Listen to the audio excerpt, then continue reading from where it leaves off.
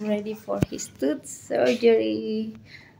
They will remove Eugene tooth. Okay. 10 tooth.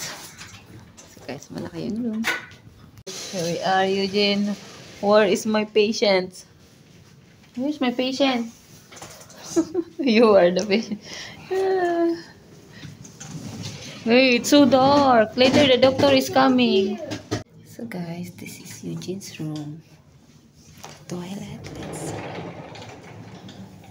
Okay, the shower area. Trash can here. Look like the patient. Okay. Guys, meal time ng patient. Pero hindi wala yun. So may water. They have a pier. This is only for him. Let's see. Ano nga bang pagkain ng baby dito?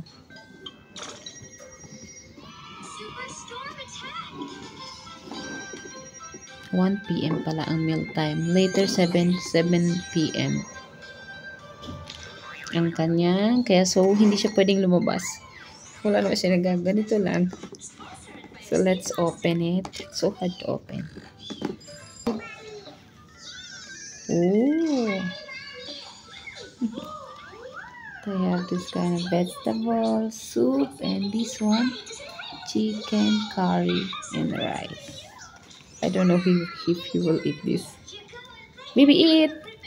Eugene, eat your food first.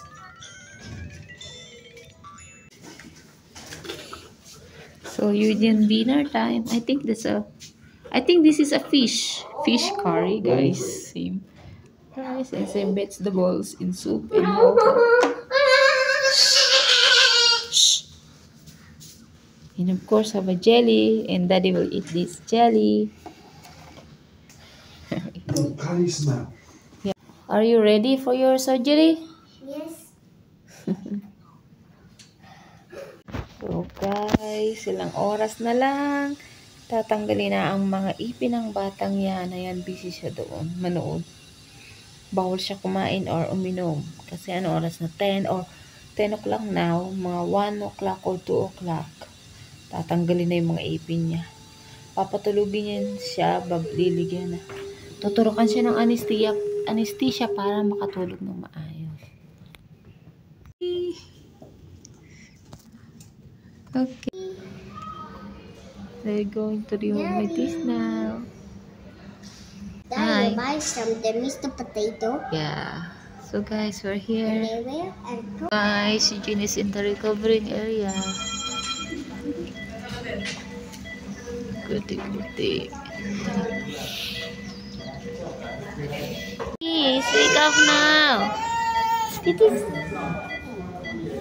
No crying. Oh, don't touch, Oh no, bleeding. Don't cry. It's the patient. Open your mouth. Oh, look, they put some silver inside this mouth. What's that?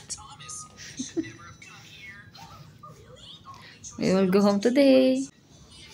So Eugene, this is his medicine for fever, for painkiller, everything. Guys, we're going home. That's the patient. So, nabunutan na yan ng 10 ipin. Show me your teeth. Maya tatanggalin na to. Nasa registration office.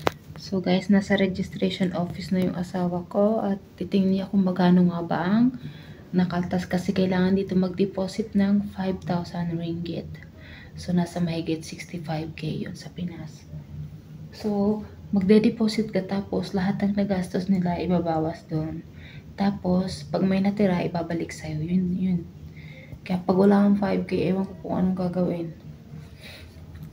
So, guys, ayan. Kahapon kami dito na-admit si Eugene kasi kailangan niya yun.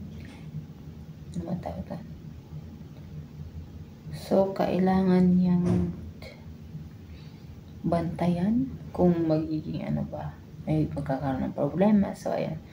Kanina 1:11 to 1:30. So, nag-antay ako dun sa operation.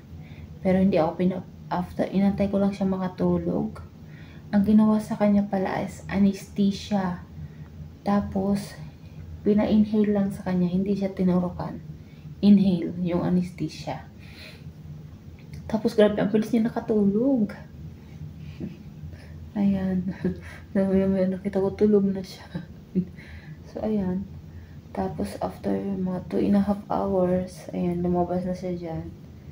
Okay na yung ipin niya. Ayan, dala ko yung ipin. Binigay ng doktor. So, tingnan natin kung magkano nga ba yung naging bill ni Eugene. Magkano nga ba ang nabalik sa 5,000? Kanak. Guys, we're going home. Look at the baby boy. Oh.